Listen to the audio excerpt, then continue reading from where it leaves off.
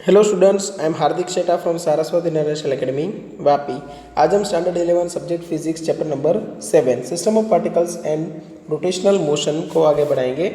तो आज का टॉपिक है vector product of two vectors. Vector product of two vectors, जैसे हमने पहले पढ़ा था स्केलर प्रोडक्ट, आपको पता होगा। स्केलर प्रोडक्ट का मेन एम क्या था कि दो ऐसी क्वांटिटी जो वेक्टर क्वांटिटी है, उन दोनों क्वांटिटी के एक ही डायरेक्शन के कंपोनेंट्स को मल्टीप्लाई करना। और यहाँ पे हम करेंगे दोनों क्वांटिटी के परपेंडिकुलर कंपोनेंट्स को मल्टीप्लाई। जैसे ये डायरेक्शन में हमने देखा था डिस्प्लेसमेंट है, ये डायरेक्शन में फोर्स है, तो फोर्स के दो कंपोनेंट बन गए एफ कॉस थीटा, अगर यहाँ पे थीटा है, और ये कंपोनेंट बन गया एफ साइन थीटा। अगर ये दो कंपोनेंट को मैं मल्टीप्लाई करूं x into F cos theta, तो ये डॉट प्रोडक्ट है।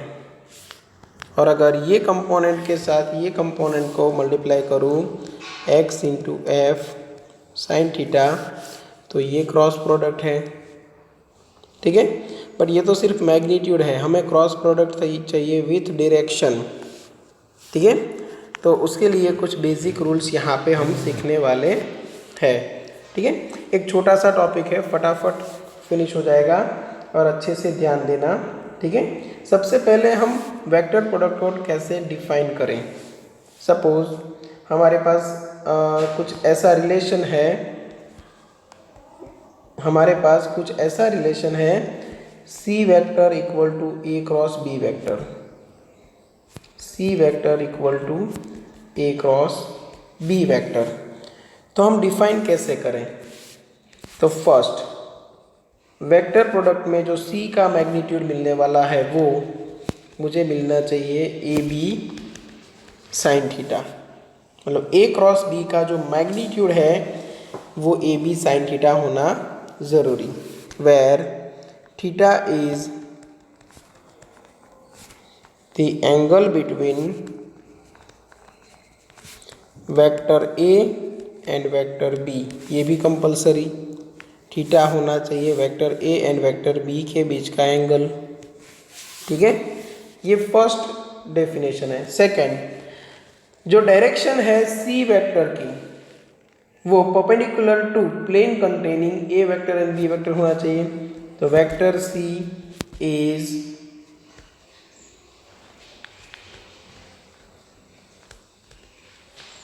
perpendicular to plane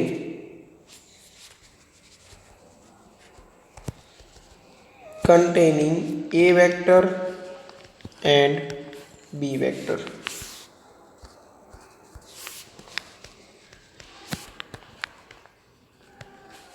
ठीक है, और थर्ड के लिए आपको टेक्स्ट बुक में रूल दिया हुआ है। एक तो स्क्रू रूल है,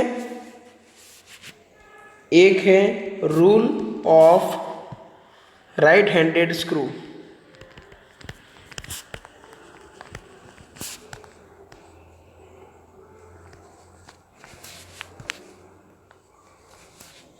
एक है rule of right handed screw और दूसरा रूल है rule of right hand. Okay, मतलब राइट हैंड थंब रूल बोल सकते हो आप।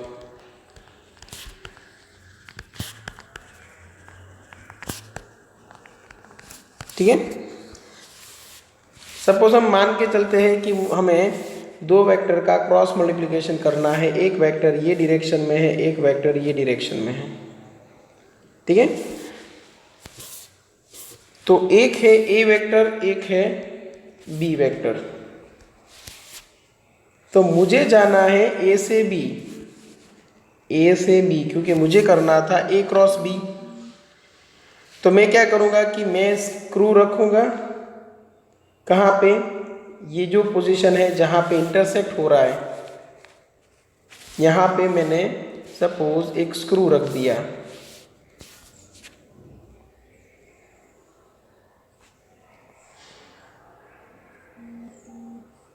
ठीक है। और उसको मैं घुमा रहा हूँ ए से लेके बी, ए से बी की ओर, मतलब ऐसे घुमा रहा हूँ, तो ये स्क्रू फिट होता हुआ नजर आएगा, मतलब ऊपर जाएगा। ये स्क्रू की जो डायरेक्शन है वो मुझे किस तरफ मिलेगी, ऊपर की ओर मिलेगी। स्क्रू ऊपर की ओर जा रहा है, मतलब ए क्रॉस बी की डायरेक्शन वही है, मतलब ये सी डायरेक्शन, सी वेक्टर की डायरेक्शन मुझे मिलेगी ऊपर की ओर। या तो आपको टेक्स्ट बुक में जैसे दिखाया है वैसे राइट हैंड थंब आप यूज़ करो, ठीक है।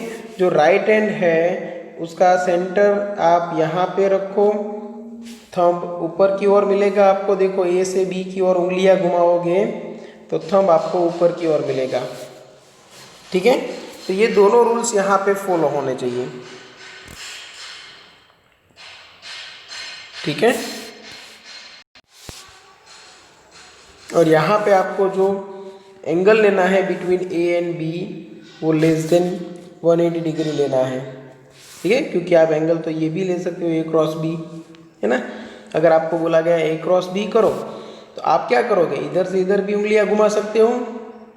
कोई ऐसा सोचेगा कि चलो मैं इधर से इधर घुमाऊं, तो भी तो मैं ए से बी तक ही गया।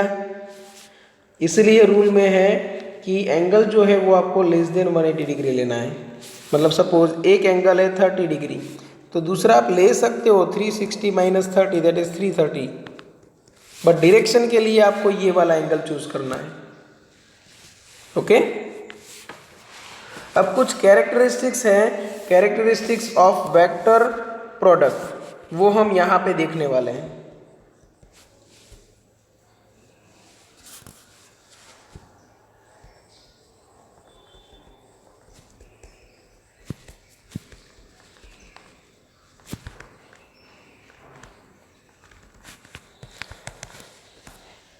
तो टेक्स्ट बुक में पूरा डिटेल में दिया हुआ है, हम 1 बाय 1 डिस्कस करेंगे, ठीक है। तो first, note that scalar product of two vector is commutative, but vector product is not commutative. तो फर्स्ट कैरेक्टरिस्टिक्स ये निकली हमारी कि vector product is not commutative. मतलब जैसे हम बोलते हैं ना A cross B equal to B cross A, अगर ये होता है तो हम बोलेंगे कम्यूटेटिव है, बट ये एक्चुअल में नहीं होता है, इसलिए यहाँ पे लिखना पड़ेगा not actual, not equal to, ठीक है। एक्चुअली होता क्या है, तो एक्चुअली आपको मिलता है A cross B equal to minus of B cross A, क्योंकि यहाँ पे मैग्नीट्यूड सेम रहता है, डायरेक्शन चेंज हो जाती है, इसलिए आपको आगे एक माइनस लगाना पड़ेगा, डायरेक्शन ऑपोजिट हो जाएगी। स्क्रू को इधर से इधर घुमाओ, ऊपर जा रहा है, इधर से इधर घुमाओगे तो नीचे आएगा, है ना। तो इसीलिए डायरेक्शन चेंज होती है, डायरेक्शन चेंज होती है तो हम एक नेगेटिव साइन रख देंगे, तो हम यहाँ पे इक्वल टू लिख सकते हैं। तो A cross B equal to याद रखना है minus of B cross A, ठीक है।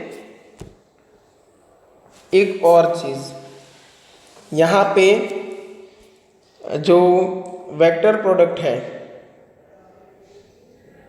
ठीक है, उसका बिहेवियर रिफ्लेक्शन कैसे होता है मिरर में, एग्जैक्ट वैसा ही है, ठीक है। जैसे मुझे अगर करना है ए क्रॉस बी, तो मैं दोनों के सामने मिरर रख दूं तो ए का हो जाएगा माइनस ए क्रॉस बी का हो जाएगा माइनस बी, तो ऐसा करोगे तो चलेगा। दोनों को अगर आप रिवर्स कर रहे हो तो वेक्टर प्रोडक्ट में कोई चेंज आएगा नहीं, ओके। थर्ड आपको याद रखना है डिस्ट्रीब्यूटिव लॉ, जैसे ए वेक्टर डॉट हम करते थे याद है, तो बी प्लस सी, तो A dot B plus A dot C लिखते थे, सेम वैसे ही ए वेक्टर क्रॉस अगर मुझे करना है बी प्लस सी वेक्टर, तो आपको यहाँ पे लिखना पड़ेगा ए क्रॉस बी, पहले कर लो फिर एडिशन करो ए क्रॉस सी के साथ, बट जो एडिशन करना है वो वेक्टर एडिशन करना है, ठीक है। तो मैं यहाँ पे आपको एक्सप्लेन कर रहा हूँ, आपको थोड़ा डिटेल में लिखते जाना है। जैसे मैंने ये लिखा ना, तो उसके लिए टेक्स्ट बुक में पूरा दिया हुआ है अच्छे से वर्ड्स में, तो वो लिख लेना है, ठीक है। सेम वे यहाँ पे इसके लिए भी एक स्टेटमेंट लिख दो कि both scalar and vector products are distributive with respect to vector addition, ठीक है। डिस्ट्रीब्यूटिव है with respect to vector addition. Okay, उसके बाद अगर सेम वेक्टर है उनका आप क्रॉस मल्टीप्लिकेशन करो। जैसे मैंने ए क्रॉस ए किया तो ए का मैग्नीट्यूड आएगा, दूसरी बार ए का मैग्नीट्यूड आएगा, और sine angle between A and A क्या बन जाएगा, 0। तो आपको यहाँ पे मिलेगा 0, ठीक है। बट ये 0 वेक्टर रहेगा क्योंकि यहाँ पे एन कैप आएगा, ये तो मैग्नीट्यूड है। वेक्टर प्रोडक्ट का रिजल्ट वेक्टर में ही होता है। तो जब भी आप ये करो A cross B equal to A B sine theta, तो याद रखो ये तो मैग्नीट्यूड है। आपको साथ में एक यूनिट वेक्टर लेना पड़ेगा और डिफाइन करना पड़ेगा कि N cap where N cap is the unit vector in the direction A cross B. हाँ, ये अगर एन कैप आपको नहीं लिखना है, सिर्फ मैग्नीट्यूड लेना है, तो यहाँ पे मोड कर दो, ये निकल जाएगा। तो A cross B equal to A B sine theta हो जाएगा। तो यहाँ पे हमें मिलेगा नल वेक्टर अगर दो सिमिलर वेक्टर को मैं क्रॉस प्रोडक्ट में ले लूँ तो, ठीक है। तो सेम वे अगर मैं कार्टेशियन सिंबल्स हैं, जैसे एक्स एक्सिस के लिए आई कैप, वाई एक्सिस के लिए जे कैप और जेड एक्सिस के लिए के कैप, तो मुझे आई क्रॉस आई मिलेगा 0। सेम वैसे ही मुझे जे क्रॉस जे मिलेगा 0। 0 वेक्टर याद रखना नल वेक्टर, और के क्रॉस के मुझे मिलेगा 0। आपकी टेक्स्ट बुक में जितने बोल्ड लेटर्स से लिखे हुए हैं वो सब वेक्टर्स है, ऐसा समझ लो, ठीक है। चलो एक और चीज, आई क्रॉस जे आए तो करना है के कैप, जे क्रॉस के आए तो करना है आई कैप, और के क्रॉस आई आए तो करना है जे कैप। इससे ऑपोजिट आए तो नेगेटिव। तो याद रखने के लिए आप एक काम कर सकते हो, ये एक्स एक्सिस है, ये वाई एक्सिस है, और ये जेड एक्सिस है।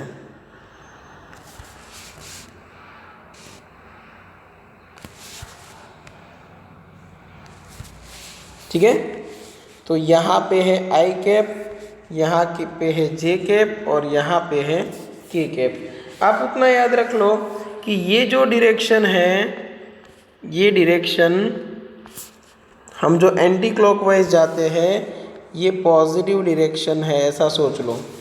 तो देखो जब हमने किया आई क्रॉस जे, तो आई से जे मतलब इधर से इधर गए, ठीक है। तो फिर ये बन क्या गया, पॉजिटिव के, क्योंकि आई क्रॉस जे हम पॉजिटिव में गए थे। देखो जे क्रॉस के तो प्लस आई बना था, वैसे ही के क्रॉस आई तो बनेगा प्लस जे। इससे ऑपोजिट आओ, मतलब अगर मैं करूँ जे क्रॉस आई तो देखो मैं पॉजिटिव डायरेक्शन से ऑपोजिट आया, तो ये बन जाएगा मेरा आंसर माइनस के। तो जे क्रॉस आई बनेगा माइनस के, वैसे ही के क्रॉस जे किया जाए तो माइनस आई, और आई क्रॉस के किया जाए तो माइनस जे। ठीक है, एक सिंपल सी बात है। अगर आप आई क्रॉस जे करते हो तो स्क्रू को यहाँ पे रख के ऐसे घुमाओ, ठीक है, स्क्रू को यहाँ पे रख के ऐसे घुमाओ तो स्क्रू ओपन होगा, मतलब बाहर निकलेगा।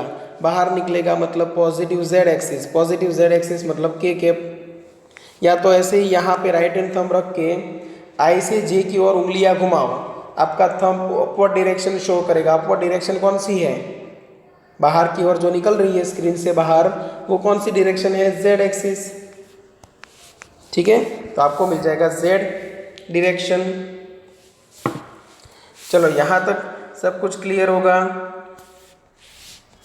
अगर आपको कार्टेशियन फॉर्म में ही वेक्टर्स दिए हुए हैं, जैसे आपको दिया हुआ है A vector equal to A X I cap plus A Y J cap plus A Z K cap, और बी वेक्टर आपको दिया हुआ है B X I cap plus B Y J cap plus B Z K cap, तो फिर ए cross B क्या मिलेगा। तो ऐसे कंडीशन में ए क्रॉस बी फाइंड करना है तो आप एक डिटर्मिनेंट ले लो आई कैप जे कैप के कैप से। ठीक है, फिर ए के सारे कंपोनेंट रख दो, A X A Y A Z, और बी के कंपोनेंट्स रख दो B X B Y B Z. अब जब आप सॉल्व करने वाले हो तो सॉल्यूशन कैसा रहेगा सोचो। तो A cross B vector equal to, अभी देखना समझना कि जब मैं आई से स्टार्ट करूं, जब मैं आई से स्टार्ट करूं तो आई वाली कॉलम और आई वाली रो को भूल जाओ। तो मैंने यहाँ पे सबसे पहले लिखा आई कैप, बाकी जो बचे उसमें यहाँ पे क्रॉस मल्टीप्लाई करो। कौन सा है, ए वाई बी जेड, तो हमने यहाँ पे लिखा ए वाई बी जेड माइनस बाकी के दो का मल्टीप्लिकेशन, अभी इनका मल्टीप्लिकेशन होगा। ठीक है, तो ये आपको मिलेगा ए जेड बी वाई, ये आई कैप में मिला। चलो अभी जे कैप पे आते हैं, तो जे कैप कहाँ पे है, ये कॉलम ये रो निकल गया, और सेकंड जो है वो आपको नेगेटिव लेना है, इसलिए यहाँ पे मैंने कर दिया माइनस जे कैप। माइनस जे कैप कर दिया तो अंदर क्या बचा, तो आप मल्टीप्लाई करोगे यहाँ से ऐसे क्रॉस में, देखो ये जो चार बचे ना उन्हीं में यहाँ पे ये मल्टीप्लाई करो दे, तो क्या होगा ए एक्स बी जेड होगा। चलो ये हो गया ए एक्स के साथ बी जेड, फिर बीच में माइनस रख के इन दोनों का मल्टीप्लिकेशन क्या बनेगा, ए जेड बी एक्स। ठीक है, सेकेंड वाला नेगेटिव लेना है, वो याद रख लेना। ठीक है, अगर आप बायोलॉजी स्टूडेंट्स हो तो मैथ्स वालों को तो कोई प्रॉब्लम होगी ही नहीं। ये प्लस लेना है, ये दूसरा माइनस, ये प्लस, अगर यहाँ से करो तो ये माइनस ये प्लस ये माइनस ये प्लस ये माइनस ये प्लस। ठीक है, वो हमें मिलता है एक्चुअली मैथमेटिक्स से -1⁻आई+j से। ठीक है, बट वो उतना डिटेल में अभी आपको जाने की ज़रूरत नहीं है। तो ये सेकंड हमने नेगेटिव ले लिया। अभी के की बारी, के ये कॉलम में है ये रो में है, जो बाकी बचा उसमें यहाँ पे मल्टीप्लिकेशन कर दो, क्या आएगा ए एक्स बी वाई, तो यहाँ पे प्लस के कैप करके आपको मिलेगा ए एक्स बी वाई माइनस, अभी इन दोनों का मल्टीप्लिकेशन ए वाई बी एक्स।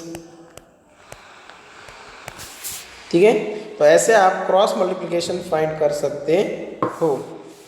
ठीक है, अब अगर आपको एंगल फाइंड करना है तो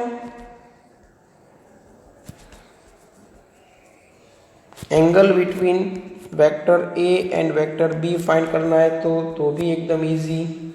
ए क्रॉस बी का मैग्नीट्यूड ले लो, तो विदाउट डायरेक्शन आपको मिल जाएगा सिर्फ magnitude A B sine theta. तो अगर मुझे साइन थीटा चाहिए तो ऊपर करना पड़ेगा ए क्रॉस बी का magnitude divide by A and B के मैग्नीट्यूड का मल्टीप्लिकेशन, और इसकी हेल्प से मुझे थीटा मिल सकता है। ठीक है, एक और चीज़, दो वेक्टर अगर पैरेलल है, if A vector is parallel to B vector, तो उनका क्रॉस प्रोडक्ट का जो मैग्नीट्यूड है वो आपको मिलेगा 0। और दोनों अगर परपेंडिकुलर है, A vector is perpendicular to B vector, तो A vector and B vector का जो क्रॉस प्रोडक्ट है उसका मैग्नीट्यूड मिलेगा आपको ए इंटू बी, क्योंकि साइन 90 इक्वल टू होगा 1। ठीक है, तो ये क्रॉस प्रोडक्ट अच्छे से याद रखना, क्योंकि अभी जो हम पढ़ने वाले हैं नेक्स्ट टॉपिक्स,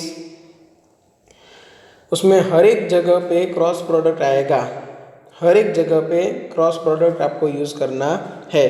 तो खास क्रॉस प्रोडक्ट की डायरेक्शन कैसे निकाले वो अच्छे से समझ लेना। अगर उसमें कहीं पे भी डाउट लगे तो कांटेक्ट कर लेना, क्योंकि cross product and dot product ये 12th स्टैंडर्ड फिनिश होगा तब तक आएगा।